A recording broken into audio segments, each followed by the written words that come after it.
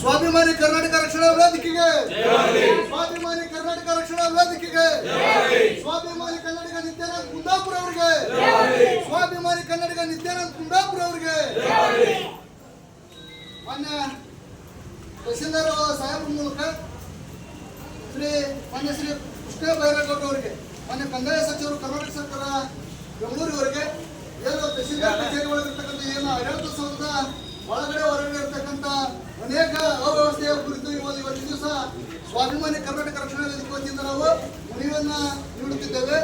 ತಹಸೀಲ್ದಾರ್ ಕಚೇರಿಯಲ್ಲಿ ಶೌಚಾಲಯ ಸ್ವಚ್ಛತೆ ಹಾಗೂ ಶುದ್ಧ ಕುಡಿಯುವ ನೀರು ಪೂರೈಕೆ ವ್ಯವಸ್ಥೆಯನ್ನು ಕುರಿತು ಇವತ್ತು ಮನವಿಯನ್ನು ನೀಡುತ್ತಿದ್ದೇವೆ. ಮಾನ್ಯರೇ, ರಾಣೇಬೆನ್ನೂರು ನಗರವು ರಾಜ್ಯದಲ್ಲಿ ತನ್ನದೇ ಆದ ಹೆಸರನ್ನು ಹೊಂದಿರುವ ನಗರವಾಗಿದೆ. ಆದರೆ ದಿನದಿಂದ ದಿನಕ್ಕೆ ಅಭಿವೃದ್ಧಿ ಹೊಂದುತ್ತಿರುವ ಬೃಹತ್ ನಗರ ಸ್ವಚ್ಛತೆ ಇಲ್ಲದೆ ಇರುವುದು ದುರದೃಷ್ಟಕರ. ಒಂದು ಕಡೆ ನಗರಸಭೆಯ ನಿರ್ಲಕ್ಷ್ಯ ಮಾಡುತ್ತಿರುವುದು, ಇನ್ನೊಂದು ಕಡೆ ಆಡಳಿತ ಸೌಧದಲ್ಲಿ ಅಧಿಕಾರಿಗಳ ನಿರ್ಲಕ್ಷ್ಯದಿಂದಾಗಿ ನಗರದಲ್ಲಿ ಬಹುತೇಕ ಕಡೆ ಹತ್ತಾರು ಸಮಸ್ಯೆಗಳು ಎದ್ದು ಕಾಣುತ್ತವೆ. ಅಧಿಕಾರಿಗಳ ಕಣ್ಣಿಗೆ ಕಂಡರೂ ಕಾಣದಂತೆ ಇರುವುದು ದುರದೃಷ್ಟಕರ.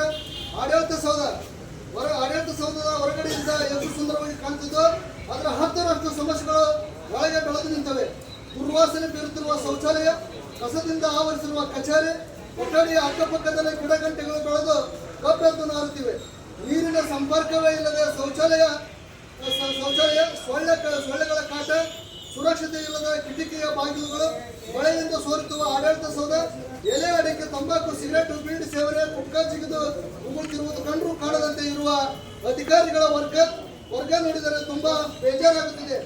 ಜಿಲ್ಲೆಯಲ್ಲಿ ಚಿಟಿ ಮಳೆ ಬರುತ್ತಿರುವ ಸಾರ್ವಜನಿಕರು ತಮ್ಮ ಕೆಲಸಗಳಿಗಾಗಿ ತಾಲೂಕಾ ಕಚೇರಿಗೆ ಬರುತ್ತಿರುತ್ತಾರೆ. ಇತ್ತೀಚೆಗೆ ಡೆಂಗ್ಯೂ ಮಹಾಮಾರಿ ರಾಜ್ಯದ ತುಂಬೆಲ್ಲ ಅಟ್ಟಹಾಸ ಕರೆಯುತ್ತಿರುವುದು ಗೊತ್ತಿದ್ದರೂ ಕೂಡ ಕಚೇರಿಯಲ್ಲಿ ಸೊಳ್ಳೆಗಳ ಕಾಟ ತುಂಬಾ ಇದೆ. ಇದಕ್ಕೆಲ್ಲ ಸ್ವಚ್ಛತೆ ಇಲ್ಲದೆ ಇರುವುದು ಎಂದು ಗೊತ್ತಾಗುತ್ತಿದೆ.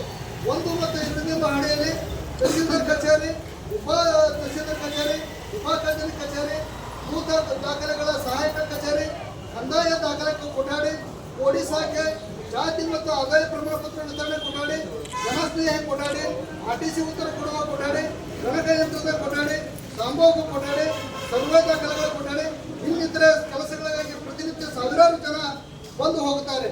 ಶೌಚಾಲಯ ಇದ್ರೂ ಸ್ವಚ್ಛತೆ ಇಲ್ಲದೆ ಕಪ್ಪಳತಿ ಮಾರುತ್ತಿವೆ. ಶೌಚಾಲಯಕ್ಕೆ ನೀರಿನ ವ್ಯವಸ್ಥೆ ಇಲ್ಲದಂತಾಗಿದೆ. ಮಹಿಳೆಯರಿಗೆ ಶೌಚಾಲಯ ವ್ಯವಸ್ಥೆ ಇಲ್ಲದಿರುವುದು ನಾಚಿಕೆಗೇಡಿನ ಸಂಗತಿಯಾಗಿದ್ದು, ಅಧಿಕಾರಿಗಳ ನಿರ್ಲಕ್ಷ್ಯದಿಂದಾಗಿ ಇಂಥ ಅವ್ಯವಸ್ಥೆ ಎದ್ದು ಕಾಣುತ್ತಿವೆ. ಕಚೇರಿಗೆ ಬಂದಂತ ಸಾರ್ವಜನಿಕರಿಗೆ ಕುಡಿಯುವ ನೀರಿನ ವ್ಯವಸ್ಥೆ ಇಲ್ಲದಂತಾಗಿದೆ.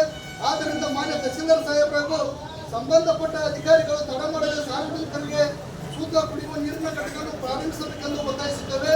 ದಯವಿಟ್ಟು ಜಿಲ್ಲಾ ಮಟ್ಟದ ಅಧಿಕಾರಿಗಳು ಇಂಥ ಕಡೆ ಗಮನ ಹರಿಸಬೇಕು. ನಿರ್ಲಕ್ಷ್ಯ ಮತ್ತು ಖಂಡತನ ತೋರುವ ಅಧಿಕಾರಿಗಳಿಗೆ ಸರಿಯಾದ ಮಾಹಿತಿಯನ್ನು ಕೊಟ್ಟು ಕಠಿಣ ಕ್ರಮವನ್ನು ಕೈಗೊಳ್ಳಬೇಕು. ಸ್ವಚ್ಛತೆಗೆ ಪ್ರಮುಖ ಆದ್ಯತೆ ನೀಡಬೇಕಂತಂದೇಳಿ ವಿನಂತಿಸಿಕೊಳ್ಳುತ್ತಿದ್ದೇವೆ. ಪುರುಷರಿಗೆ ಮತ್ತು ಮಹಿಳೆಯರಿಗೆ ಪ್ರತ್ಯೇಕ ಶೌಚಾಲಯಗಳನ್ನು ನಿರ್ಮಾಣ ಮಾಡಬೇಕು. ಕಚೇರಿ ಒಳಗಡೆ ಗುಟ್ಕ, ತಂಬಾಕು, ಬೀಡಿ, ಸಿಗರೇಟು, ಎಲೆ ಅಡಿಕೆ ನಿಷೇಧಿಸಬೇಕೆಂದು ಈ ಮೂಲಕ ವಿನಂತಿಸಿಕೊಳ್ಳುತ್ತಿದ್ದೇವೆ. 1 ತಿಂಗಳ ಒಳಗಾಗಿ ಈ ಎಲ್ಲ ರೀತಿಯ ಸಮಸ್ಯೆಗಳನ್ನು ಬಗೆಹರಿಸಬೇಕು.